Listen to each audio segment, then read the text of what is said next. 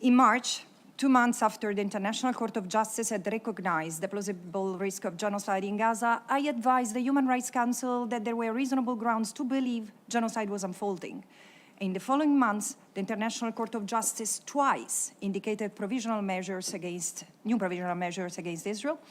The Security Council then ordered a ceasefire, and then the same court declared Israel's presence in the West Bank, in East Jerusalem and Gaza unlawful, and to be brought to an unconditional and total end as rapidly as possible, which this General Assembly requires happen by 17 September 2025.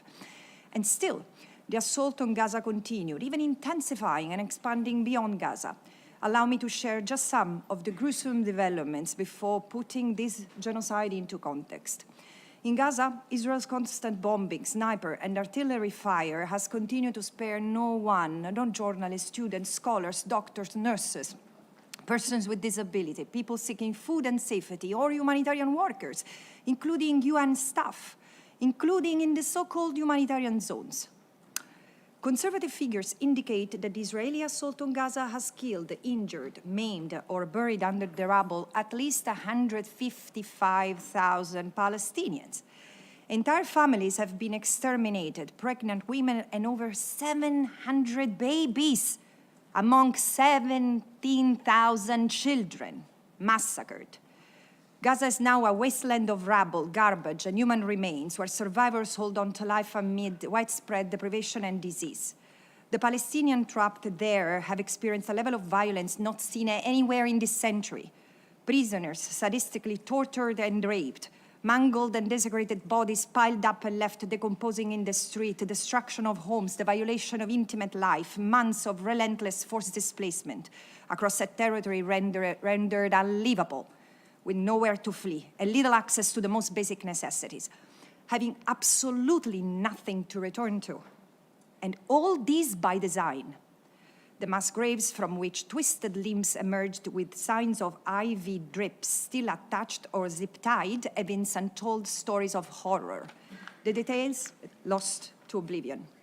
And still, Israel intensifies its onslaught. And in these last 3 weeks alone, it has orchestrated a ferocious assault on northern Gaza, besieging, depopulating, bombarding, burning alive, abducting and executing thousands of civilians. Disturbingly, similar patterns have extended into the West Bank. Since October 2023, Israeli forces carried out more than 5,500 raids and escorted many of the more than 1,000 violent settlers' attacks, killing 735 Palestinians, which is 10 times the 20-year annual fatality rate, and killing among those 167 children, which is a fifth of all children executed in the past 24 years in the West Bank. Israel has laid repeated siege to towns and refugee camps and leveled, like Gaza, roads, water, sewerage pipelines, and energy grids, all while displacing 3,200 Palestinians, depopulating 18 communities, and impacting directly 180,000 Palestinians through the largest land grab of the last 30 years. Israel has arrested thousands of Palestinians en masse, academics, students, lawyers, journalists, human rights defenders, doctors, and children.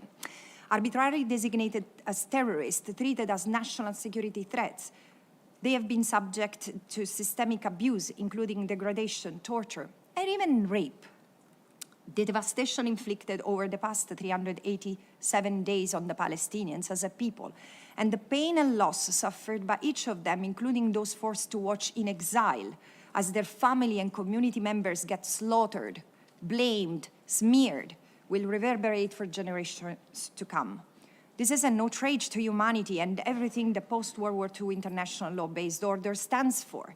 These developments cement my assessment that Israel is indeed conducting a genocidal campaign against the Palestinians. The crime of genocide consists of acts accompanied by an intent to destroy in whole or in part a national, ethnical, racial, or religious group as such. While destruction of the group is interpreted as physical or biological, in physical or biological terms, case law from the Eichmann trial to Rwanda and former Yugoslavia derives intent from acts targeting the very foundation of the group, including the imposition of living conditions leading to slow death and the destruction of the spirit, of the will to live, and of life itself.